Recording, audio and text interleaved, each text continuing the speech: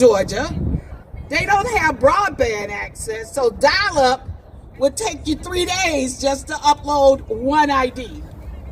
So why are we doing this? Again, for no reason other than to restrict people from exercising their right to vote. We stand here today with all of these groups to say that we don't plan to go back. And as you saw, voters stood in line for hours despite all the problems that they faced with long lines, with machines not working, in the sun, in the rain, in the cold. We plan to exercise our right to vote, and your barriers will not stop us. The young people have shown up. They said, we understand Dr. King's Give Us the Ballot, where he said you must have protest in the street, but you also have to have the ballot. And they exercise that ballot. They're not going to stop. We plan to make sure that every voter can vote. And the people that are trying to turn back the clock, we have a long remembrance as we exercise our right to the polls.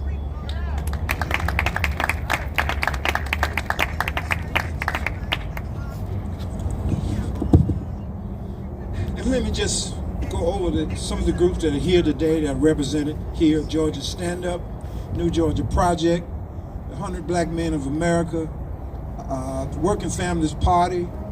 You heard Helen from Georgia People's Agenda, the Urban League, and did I miss anything? I think Black Voters Matter. And so each of these organizations represented, each of these organizations put forth a lot of effort to turn these voters out. And we all collectively want to say we refuse to be disrespected.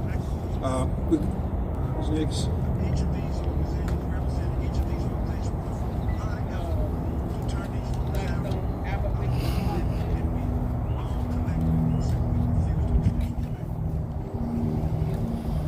Good morning. I represent the 100 Black Men of South Metro Atlanta. You know, it appears that they're trying to take us back. I'm from Birmingham, Alabama. I had sisters that marched with Dr. King, left high school to march with Dr. King for the right to vote. And now, 40-some years later, we're back in the same place. The idea is the purpose is to increase fair and free and democratic elections. Why are they trying to take us back? The thing they're trying to change, the laws they're trying to change, those same laws, 3 Republican governors enacted these laws. The motor voter registration, that was enacted by a Republican governor. The no excuse absentee ballots wasn't invoked or voted for by a Republican governor. So all of these laws that they're trying to restrict or suppress us with and take us back was voted by them. We're talking about House Bill 531, which was introduced by Barry Fleming. No weekend voting restricted. Saturday voting, but no Sunday voting. Voter suppression. I mean, these things that they're trying to do doesn't make sense. They realize that a voteless people is a hopeless people. And the more they try to take us back, the harder we're going to fight. We are going to make sure, and we have to continue to fight, to make sure that everybody has their right to vote. If you're eligible to vote, you should have the right to vote. The General Assembly, we elect these people. They're elected officials to represent the people of Georgia. And the people of Georgia has spoken. It's like the scenario, a sports analogy, or sports analogy is that when the outcome of the vote changed, they decided to move the goalposts. You know, because the results were not what they wanted. So they want to go back and change that. That's not the way it works. They had a leader, our past president, who taught it and lied and misled the people that it was unfair elections. They debunked that. Even our Secretary of State and Governor declared that that was not true, that it was a fair and free election. But they still try to change it. They want to change the laws so that when they don't win, it's like a sore loser.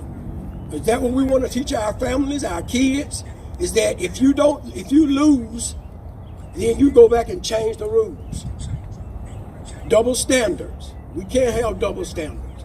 So my plea is we've got to fight. We've got to still continue to fight. We've got to stand up, and we've got to make our voices heard. Thank you.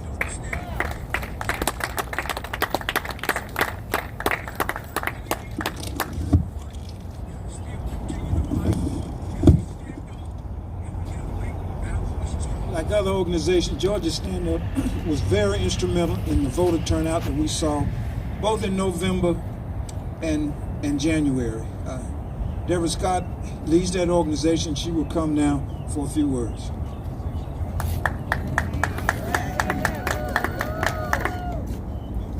We're going to stand up and fight back.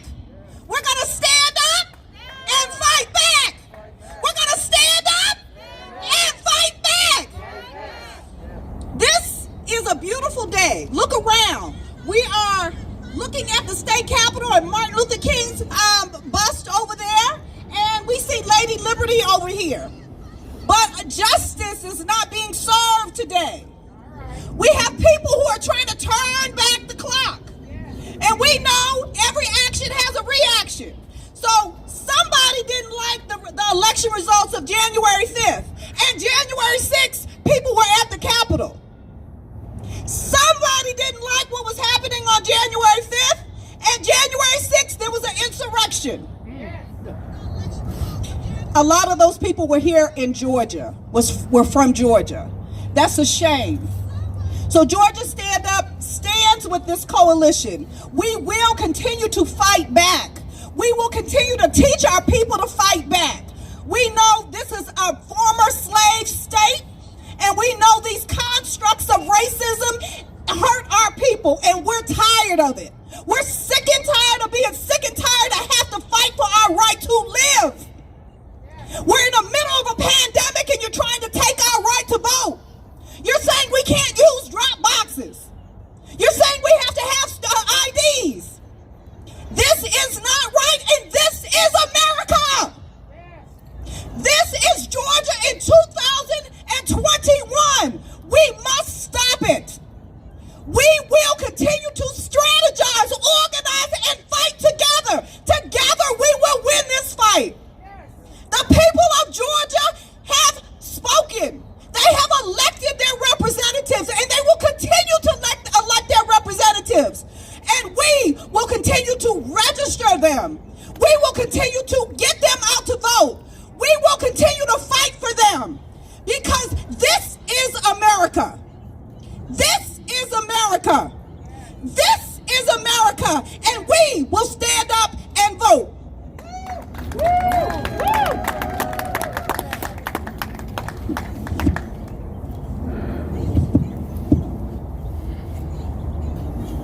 Greetings, I'm Attorney Gerald Griggs, First Vice President of the Atlanta chapter of the NAACP, and proud to stand with this coalition that has continued to turn out the vote in Georgia for Georgian in November.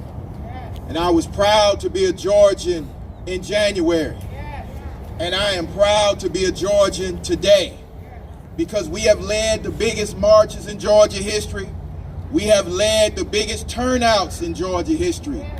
And regardless of what individuals under the Gold Dome think, this is what Georgia looks like.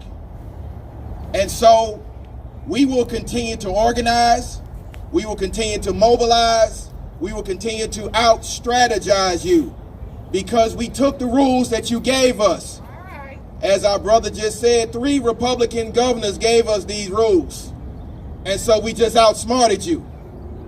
And so as you continue to try to introduce 76, 77, 78 new proposals, just know this, that there are 7 million voters in Georgia. And when we're done, there are going to be 8 million voters in Georgia. And the complexion of Georgia is changing. The politics in Georgia is changing. And if you don't get on the right side of history, you will be an artifact in Georgia history. You can quote our dear brother John Lewis all day long. But if you aren't doing the work of our dear brother John Lewis, you are just an empty shingle.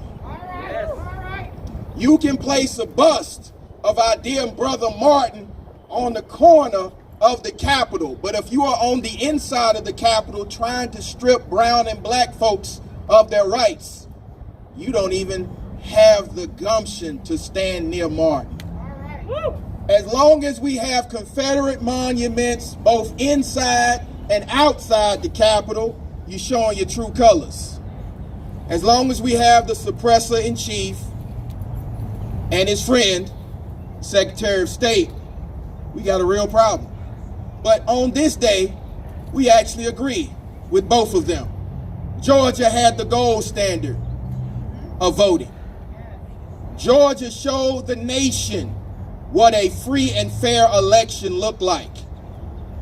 And, you know, my dad taught me a long time ago that when you lose a fight, you don't just try to change the rules. You become a better fighter. And what y'all don't understand is this. The young people see you. The young people that you were complaining about marching in the streets, well, they took some time off and marched to the polls. And they're going to start back marching. So in order to have a free and fair democracy, you don't need to build fences around the Capitol. You might just need to do the will of the people.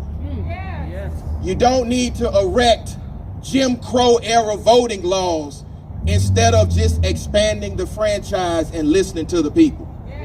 So here is the charge. We're going to have free and fair elections. We're going to mobilize every single Georgia voter that's eligible to vote. We are not going to allow you to roll us back to 1850 or 1950. Because neither of those years were great.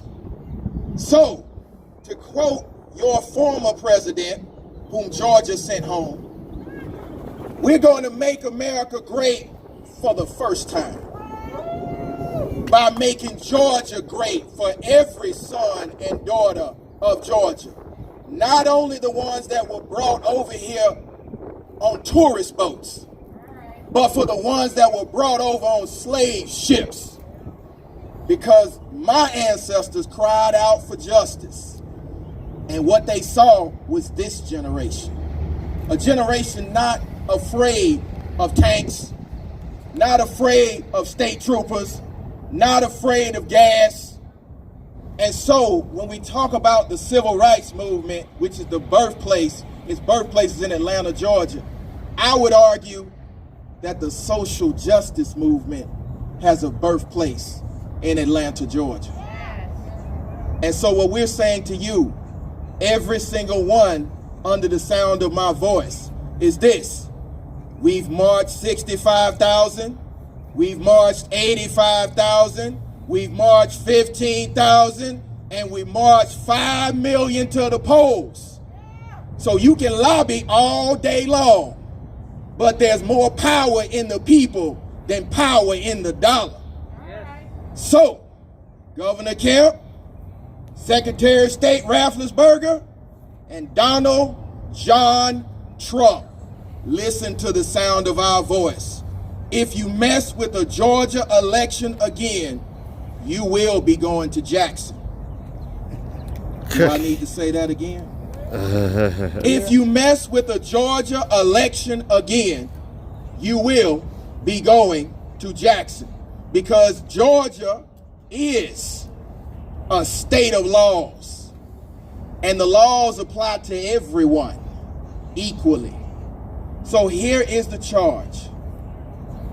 We're going to fight your repressive voter suppression laws, both in the street, across the street, and in the judicial halls of this state. And we will win. And then we're going to see you again in November. We're going to beat you in November, just like we beat you last November. Thank you to the NAACP.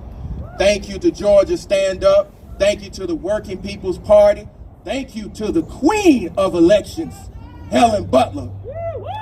Thank you to the New Georgia Project. Thank you to the 100 Black Men. Thank you to our friend and fellow warrior in this battle, Stacey Abrams, in fair fight.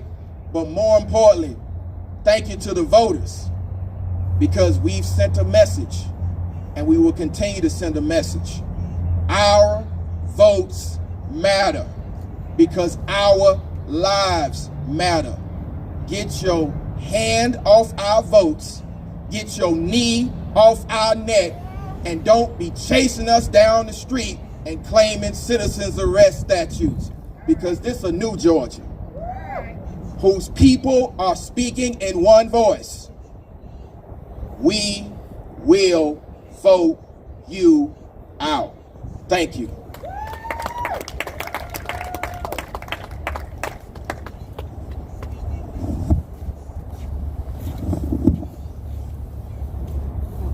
Thank you, Gerald. I would be remiss if I didn't remind us all that we not only represent Atlanta NAACP, but there were 18 branches across this state, from Lowndes County to Paulding to Clark to Richmond, that banded together and collaborated to turn out to vote not only in the metro Atlanta area, but all over this state. Now we hear from Fallon McClure, who represents Working Family Party. Thank you.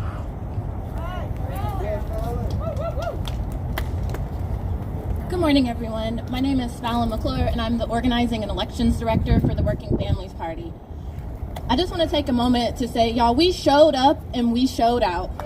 And that's why they're trying to change the rules. The Working Families Party, in collaboration with numerous groups across the state, were out here knocking on doors, phone banking, text banking, making sure that everyone knew that there was election, knew that there was a runoff, and had a way to get there. Working Families Party knocked on over 200,000 doors across the state in 11 counties. We sent over 7.1 million texts and over 900,000 phone calls. So we've been working. All of these groups have been working for years. This wasn't just some anomaly. It didn't just pop up. Even with the foot of Jim Crow on our necks, we still made sure to find a way to get our voice heard. And now they're trying to take that away. Because they didn't win, they want to change the rules. And we're not going to allow that to happen. We're going to continue to do this work. We're going to continue to fight back. And we're going to continue to be in collaboration with all our friends and partners here. So thank you.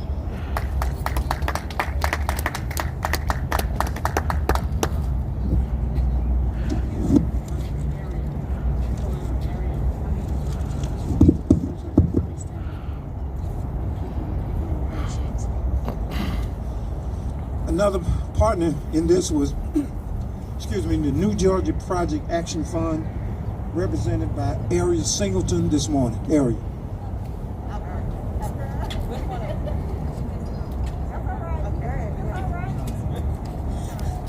Hi, quick correction.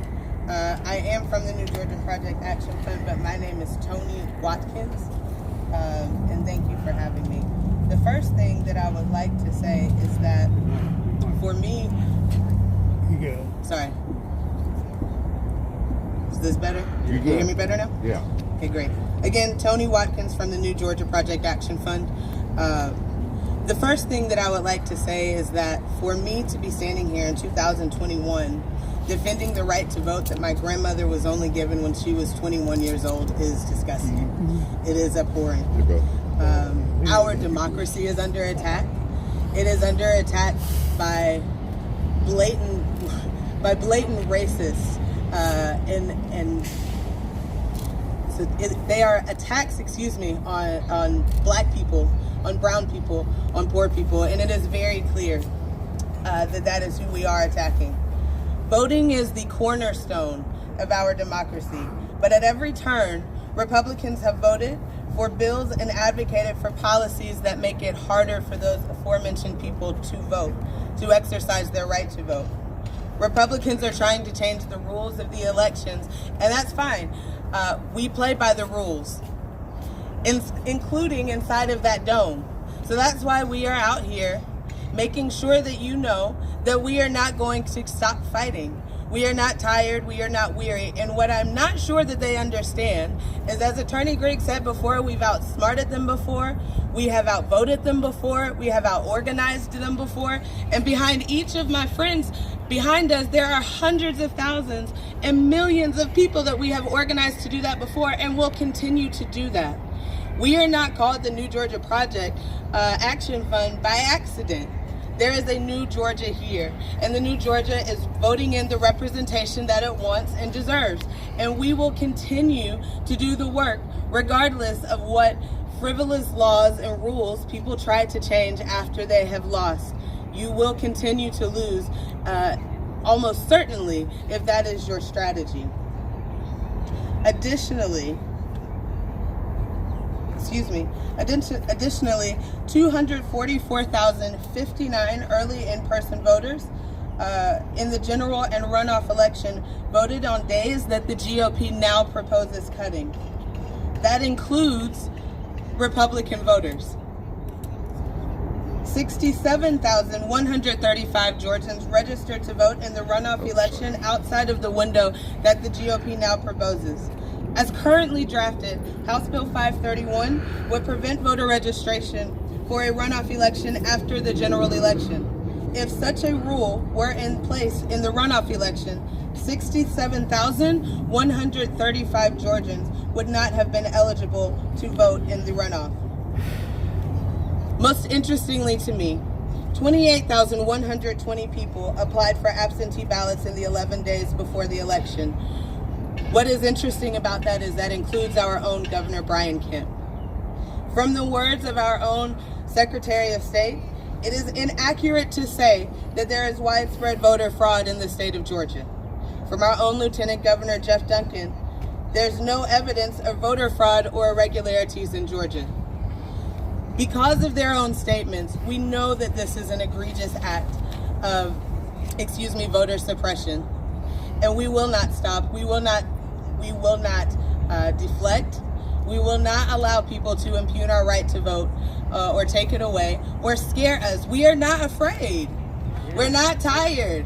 And there's only more of us. There's more and more of us every day, because these things, they are not suppressing our spirit. Just because you're trying to suppress our vote, they are energizing us, because we are upset that, again, as I said at the inception of my opening, or at the inception of my speech, in 2021, I'm fighting for something that my grandmother was only given at 21 years old.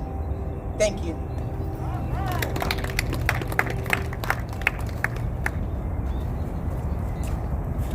Thank you, Tony. And now we'll hear from the real Ariel Singleton, who represented Georgia Stand-Up Youth.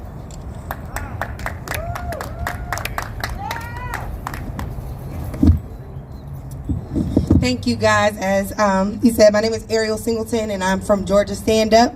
But not only that, I am a black youth that votes. Hold on, wait again. I'm a black youth that votes. Because guess what? Black youth vote. And not only that, we stand up. We stood up in Georgia, we went to the polls, and we voted. So just like Attorney Griggs said, we're seeing you. We see you. We marched to the polls. We marched in the streets. But not only that, we know that when we vote, it works. Because if it didn't work, we wouldn't be right here today. See, because it worked a little too well, now we got to shift a little things around. When it works too well, now we have to shift a little things around. So we had absentee voting that happened that was helping us out because we may have been in school in other states. But now we're trying to take that away from us. The mobile voting, we're trying to take that away from us. That's things that work a little too well, so now we got to go back and try to take it back. 55 years ago, we had my ancestors fighting for the same thing that I'm sitting here trying to fight for now. trying to keep what they had that they fought in their streets, that they were marching in the streets, bloodshed in the streets for now. See, when I fall, I want to fall forward, because that means that we're not going to go back to 1965 when you did the first Voting Rights Act. We're going to sit right here, and we're going to sit. It don't care if we have to sit on these steps, stand out here in Liberty Plaza every day until you do what needs to be done and stop trying to suppress our people. If it wasn't powerful, it would be nothing for you to take. And you know that it works. So right now I want to give a charge, since we're in Black History Month. You know when it says, stony the road we trod, bitter the chastening rod? See, we're going to march on until victory is won. We're going to march on in these streets until you stop killing us.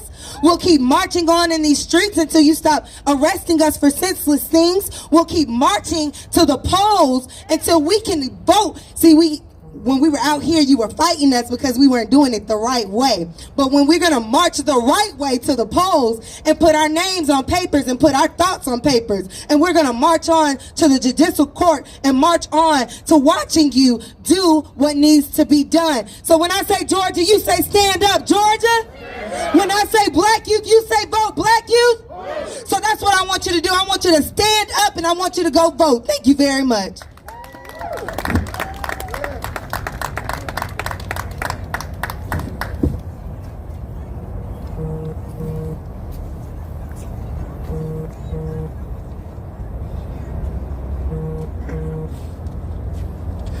All of us assembled here believe that in the principle that all men and women are created equal. We believe that we all are entitled to life, liberty, and the pursuit of happiness.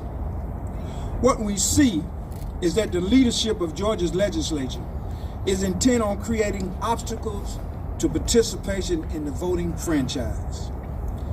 Instead of focusing on solutions for non-existent problems in our system of voting, Georgia's legislature should be working to ensure that every child in Georgia, no matter what race, creed, national origin, should receive a free, quality education, no matter which of the 159 counties they live in.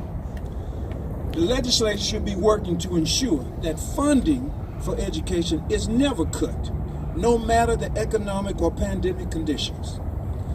They should be working to build an education system that will overcome the limitations of poverty for city dwellers and their country cousins.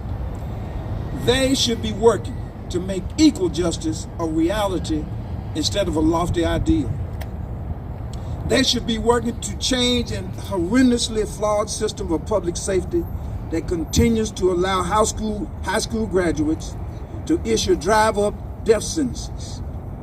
They should be working together to repair the damaged communities, shattered dreams, and generational traumatic stress caused by presumed unsuitability, presumed ignorance, presumed dishonesty, all of which define racism.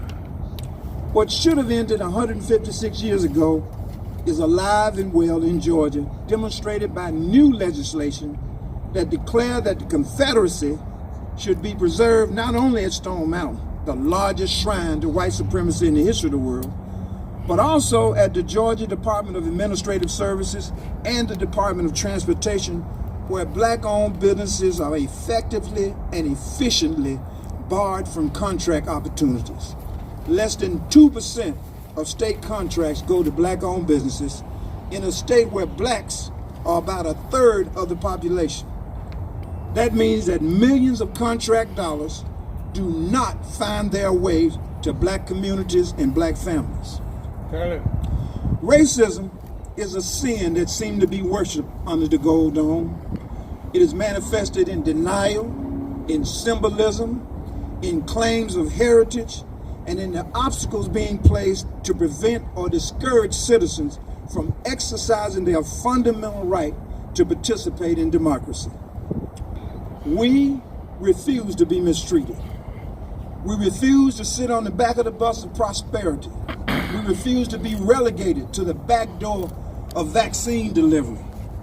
We refuse to be branded as not having integrity because we dared to vote in numbers in November and January. And we refuse to be undermined by some black legislators who are willing to accept white supremacy in exchange for pieces of silver and personal recognition. We refuse to be mistreated. We refuse to be mistreated. We'll take any question that you might have of anybody that's assembled here. Where do we go from here? Where do we go from here? We continue to be strong and committed. As speakers have said, we understand what we're faced with. Voter suppression has been going on since 1868, right after the 15th Amendment was passed. So we recognize what the mission must be, and we are all dedicated to that mission. Thank you. Any other questions?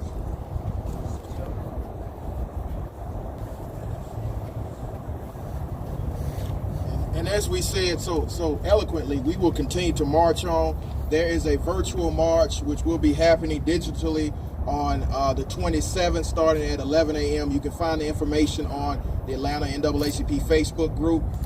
There will also be other protests that are planned. So just stay connected with the Atlanta NAACP and all the partners here, and we will make sure we keep you up to date. As crossover day is somewhere between March the 1st and March the 3rd, and then of course we will probably assemble here on the last day, sign and die, to make sure that these bills die. Thank you.